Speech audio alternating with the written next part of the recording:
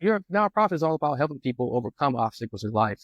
Yeah. So can you share more about what your nonprofit is and how spirituality ties into the work you do and how it supports mental health? Definitely. I founded a 501c3 charitable nonprofit organization called Gita for the Masses.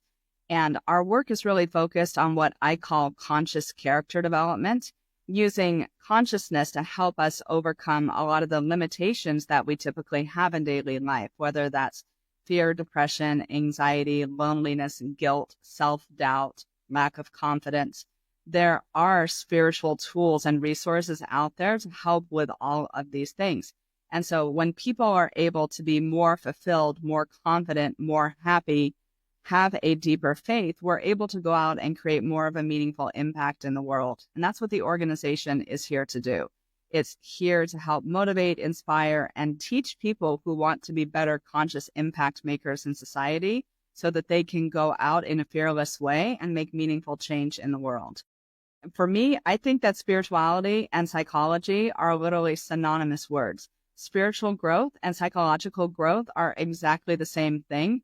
We are just seeing it through slightly different facets of that same gemstone. Yeah. Because there's no way that you can grow in your spirituality, in your faith, in your inner knowing and your connection in a higher power without growing psychologically.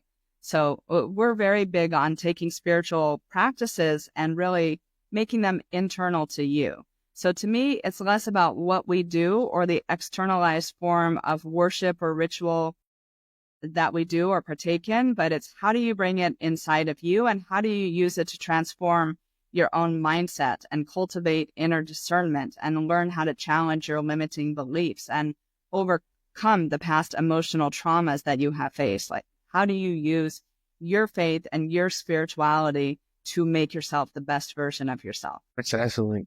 So for those who's listening right now and they may be struggling to maintain hope or feel stuck during the winter months, what's one piece of advice you'll want them to take away from this episode today? It's very, very simple. I say start with your spice rack, honestly, because it can start through what you eat. It can start through the most simplest of things. And we're all eating food every single day, or at least I hope most of us are eating food every single day. So it's one of the simplest and easiest things that you can do to improve your mood and overall well-being.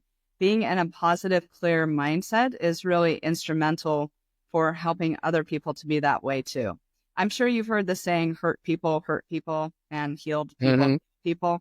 I think it's really important that we take a tremendous amount of personal accountability and responsibility towards being positive and being responsive and being curious and giving people a benefit of the doubt and just showing up in a way which gives other people permission to be the best versions of themselves. But we can't do that if we're not there ourselves. I agree. Myra, this conversation has been an absolute game changer, and I don't say that lightly. I truly mean it. And I want to thank you for not only sharing your expertise, but for doing it in such an inspiring and actionable way, stuff that we can take right now and institute into our lives. And if we was to spread it across the lake, we have a whole golden lake. That's how valuable it is.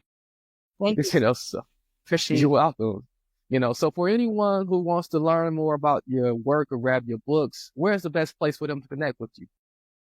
I am very easy to find online at Jaya Myra on all social media and jayamyra.com.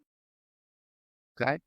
And to my listeners, remember, the power to transform your mental health is in your hands and on your plate.